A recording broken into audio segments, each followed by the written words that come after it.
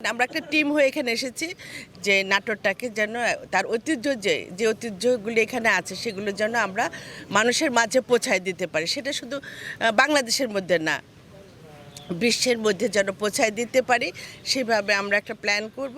Plan করে এটা তারা সহসা হবে না, সময়ের ব্যাপার। আমরা আস্তে আস্তে আপনাদের এই নাটোরটাকে একটা ঐতিহ্যবাহী জেলা হিসাবে যাতে আপনারা নিজেদের অবস্থানটা তুলে ধরতে পারেন বিশ্বের দরবারে, সেভাবে আমরা কাজ করব।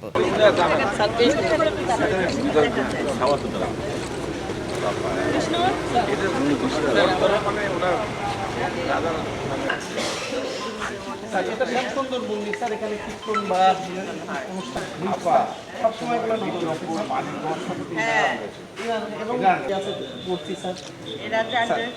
জি স্যার। রামজীবনের আবার একজন তার দত্তক সন্তান রামকান্ত, উনি 1748 সাল পর্যন্ত স্যার এটা ইয়ে করে। 1777-এর দিকে একটা মহামারী হয়েছিল আমাদের এশিয়ার ভিতরে স্যার। মহামারীর সময় একটা নিয়ে স্যার ফুল তুলতেছে, তো ডালগুলো অটোমেটিক খেলে আসে, তখন দয়া অলৌকিক কিছু ওনারা দেখছি। তারপরে স্যার পরিবারে দয়ারাম রায়ের দায়িত্ব ছিল খাজনা টাজনা পৌঁছায় দিত স্যার, এবং ভালো বিশ্বাসিত একজন ব্রিটিশের আগে স্যার। হ্যাঁ, তো এই টোটাল এই রঘুনন্দন, তারপরে স্যার মুর্শিদাবাদে রঘুনন্দনকে ট্রান্সফার নেওয়া হবে। এটা যখন স্যার খাজনা দিতে এরা ব্যর্থ হয় নবাবকে, আর নবাব খুব এদেরকে ভালোবাসে।